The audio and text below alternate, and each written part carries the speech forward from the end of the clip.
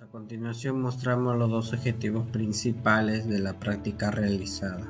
La destilación fraccionada es un proceso de separación utilizado en diferentes industrias para separar componentes de una mezcla líquida en función de sus diferentes puntos de ebullición. Este proceso es fundamental en la purificación de líquidos y la obtención de productos diversos.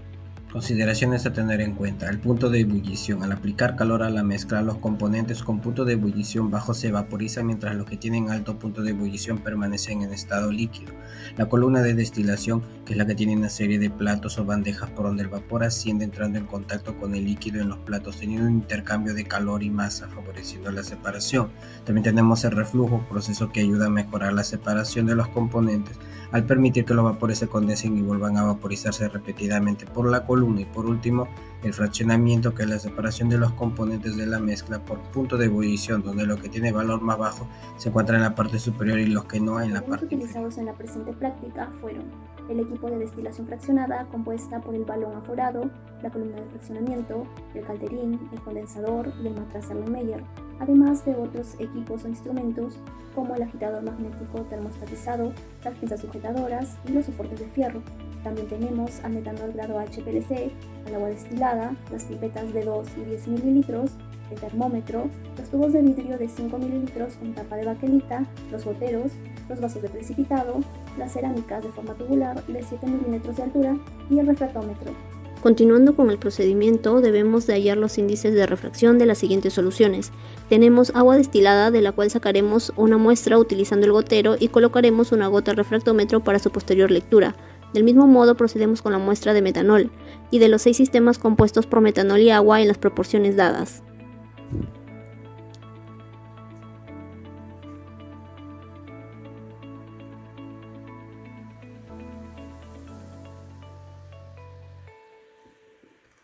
Seguidamente procedemos a hallar los índices de refracción del destilado y del residuo. Para ello debemos en primer lugar armar el equipo de destilación fraccionada como observamos en la imagen. Una vez que se logra el equilibrio evidenciado por la temperatura constante para el metanol de 64.7 grados centígrados, con mucho cuidado procedemos a tomar las muestras del residuo y destilado respectivamente, para su posterior lectura. Con todos estos datos se logrará determinar la fracción molar de cada una de las soluciones. Bien, ahora para continuar con los cálculos debemos de recordar la fórmula de la densidad y las fórmulas de nuestras unidades de concentración.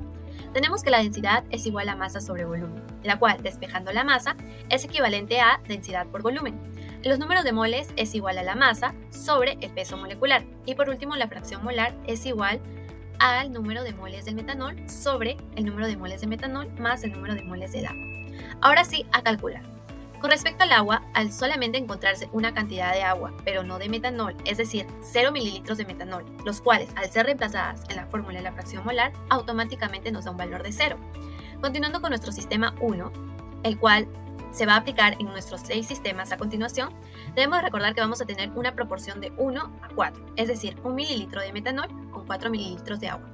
Vamos a emplear nuestras fórmulas indicadas anteriormente. Respecto al metanol, vamos a hallar primero la masa. Utilizamos entonces nuestra fórmula de acá. Masa entonces es igual a 0.7918 gramos por mililitro, que fue la densidad del metanol, por 1 mililitro. Tenemos que la masa es igual a 0.7918 gramos. Ahora, hallando el número de moles, tenemos que es igual a la masa, que es de 0.7918 gramos, sobre el peso molecular del metanol, que es de 32.04 gramos, teniendo un valor de número de moles del metanol de 0.0247 mol. Ahora, con respecto al agua, aplicaremos lo mismo. Hallaremos la masa.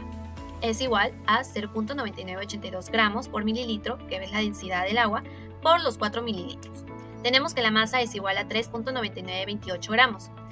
Ahora, hallamos el número de moles. Tenemos que es igual a la masa, que es de 3.9928 gramos, sobre 18.015 gramos. Vamos a tener un valor de 0.2216 mol.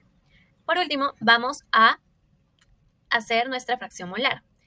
Tenemos que en nuestro numerador van a ir el número de moles de metanol, que fue 0.0247 mol, sobre la suma del número de moles del metanol más el agua, teniendo un valor entonces de 0.1001 mol. Asimismo, como hemos calculado la fracción molar con respecto al sistema número 1, va a aplicarse los mismos procedimientos para cada uno de nuestros sistemas. En el caso del sistema 2 tenemos una proporción de 2 a 3, cuya fracción molar final es de 0.2291 mol. Con respecto al sistema número 3, tenemos una proporción de 3 a 2, cuya fracción final molar es de 0.4008 mol. Con respecto al sistema número 4, tenemos una proporción de 3.5 a 1.5, teniendo un valor final de la fracción molar de 0.51 mol. Respecto al sistema número 5, tenemos una proporción de 4 a 1, teniendo la fracción molar un valor de 0.6409 mol. Continuando, tendremos al sistema número 6, el cual vamos a tener una proporción de 4.5 a 0.5, cuya fracción molar final es de 0.8006 mol. Respecto al metanol, vamos a tener 5 mililitros de metanol y 0 mililitros de agua, la cual, reemplazando en la fracción molar, vamos a tener que en el numerador vamos a tener 5 y en el denominador vamos a tener 5, cuya fracción molar final entonces va a ser 1. En los resultados tenemos la tabla 1, que son las características físico-químicas del metanol y agua, en donde tenemos la densidad del metanol, que es 0,7918 gramos por mililitro. El agua presenta 0,9982 gramos por mililitro. El peso molecular en el metanol es 32,04 gramos mol. El agua presenta 18,015 gramos mol. Y el porcentaje de pureza del metanol viene a ser 99,90% y el agua no presenta. También tenemos a la tabla 2, en donde se muestra la fracción molar e índice de refracción de las diferentes soluciones metanol-agua. Luego se realizó la gráfica índice de refracción versus fracción molar con las diferentes mezclas de metanol y agua. Eso nos permitió determinar el índice de refracción de metanol en el residuo, el cual fue de 1.3329 y la fracción molar fue de 0. Mientras que en el destilado el índice de refracción fue 1,3311 y en la fracción molar fue de 0,935. Por otra parte, tomando en cuenta los datos de la tabla de líquido y vapor, se hace la gráfica de McCabetiel para determinar el número de platos teóricos y una columna de fraccionamiento. Como pueden observar, hay 5 platos en la gráfica. El primer plato no se cuenta, que es del balón, los demás sí se cuentan. Se determinó el número de platos teóricos de la columna, en donde la altura de la columna es 36 sobre el número de platos teóricos, que es 4, dando como resultado 9. Continuando con la parte de la discusión, encontramos que los índices de refracción para el residuo y el agua fueron el mismo, fue de 1.3329, mientras que por otro lado para el destilado y el metanol fueron de 1.3311 y 1.3285 respectivamente. Lo que tenemos al inicio de la destilación es una mezcla tanto de metanol como agua, en una relación de 10,90. Y ambas soluciones, al tener puntos de ebullición muy cercanos, van a ascender en forma de vapor a través de lo que se conoce como la columna de fraccionamiento. Durante este tiempo, el vapor va ascendiendo justamente por esta columna, van a formarse los denominados platos teóricos. Aquí, estas secciones de la columna, que no existen en realidad, sino que son como tales teóricos, es donde va a ocurrir un choque de corrientes, o lo que se conoce también como un equilibrio líquido-vapor, lo cual va a explicar justamente los resultados obtenidos en el índice de refracción. Como podemos observar en el gráfico que tenemos en la pantalla, el equipo de destilación se conforma por varios componentes. Sin embargo, donde ocurre justamente la separación del metanol con el alcohol, del metanol con el agua, es en la columna de fraccionamiento. Justo como vemos en el gráfico, observamos que están los platos teóricos y en estas, dentro de cada plato teórico, existe una corriente de vapor y una corriente de líquido. Mientras que la corriente de vapor está ascendiendo, la corriente de líquido hace todo lo contrario, va descendiendo. En ambas corrientes cabe recalcar que van a existir tanto alcohol como agua.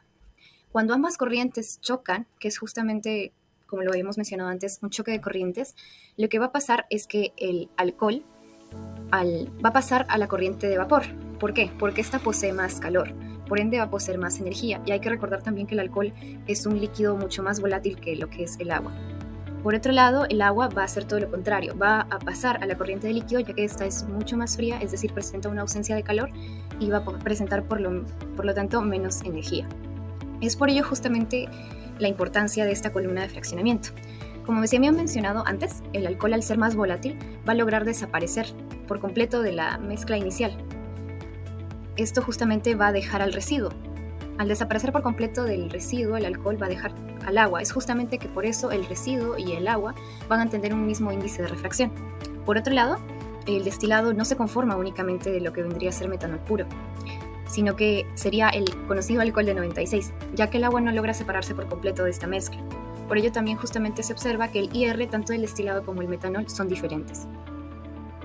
Un punto importante en la realización de nuestra práctica es conocer acerca de las utilidades de la destilación fraccionada. Dentro de ellas vamos a encontrar a la refinación del petróleo. Debemos de conocer que el petróleo crudo, o también conocido como petróleo, va a estar compuesto principalmente por hidrocarburos, como los alcanos y los aromáticos, siendo una mezcla grande de compuestos de átomos de carbono. Estos componentes, obtenidos a partir del aceite, van a ser útiles como combustibles y lubricantes, pero no cuando estos se van a mezclar entre sí.